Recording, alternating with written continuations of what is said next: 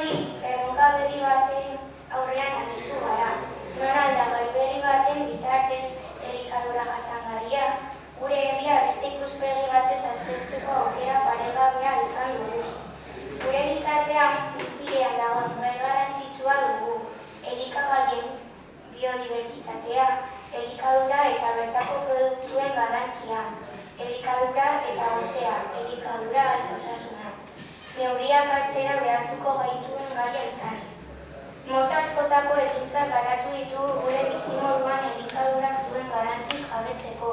Gure hiriko ingurumena zaindu eta iraunkorra izan dadin, guztion parte hartzea beharrezkoa da. Horregatik, konpromiso batzuk hartu ditugu hori betetzeko. Produktu ekologikoak gehiago erosiko ditugu, eta honen berri guraso egin. Dendetan, eskatzen baditugu geroz eta gehiago ekarriko dituzte. Modu berean, azokan eta garaian garaiko produktuak sartzen dituzten frutategietan erosten saiatuko gara. Eta gertukoak badira hori. Aukera hauetaz etxean itzuliko dugu. Berdin herriko esne makinean erosteko aukera. Gure jangeletara, bazkaria ekartzen duen osolagun enpresari, garaiko janari gehiago erabiltzea edo hartzea eskatuko dugu. Gure erosketetan txutxeak zer erosten dugu ikusi eta etiketak irakurtzen hasiko gara. Oro bat, interes gehiago jarriko dugu jaten dugunaren inguruan. Gure lan ingurua hobeto ezagutzen saiatuko gara, eta bide batez gehiago errespetatzen. Landareak puskatu gabe, animaliak izutu gabe, pasatzen garenean landak isten.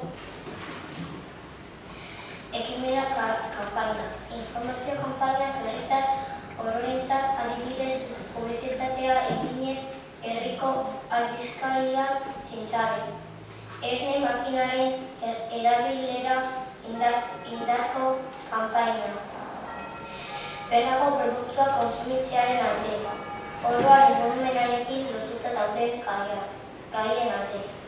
Denda handiekin hitz egin janaria bota ez dezaten, eta behar dutenei bideratu ahal izateko. Zorionak ematea egin duzuek lanagatik. Ze egia esan hemen agertzen diren guztiak guztiz interesgarriak dira.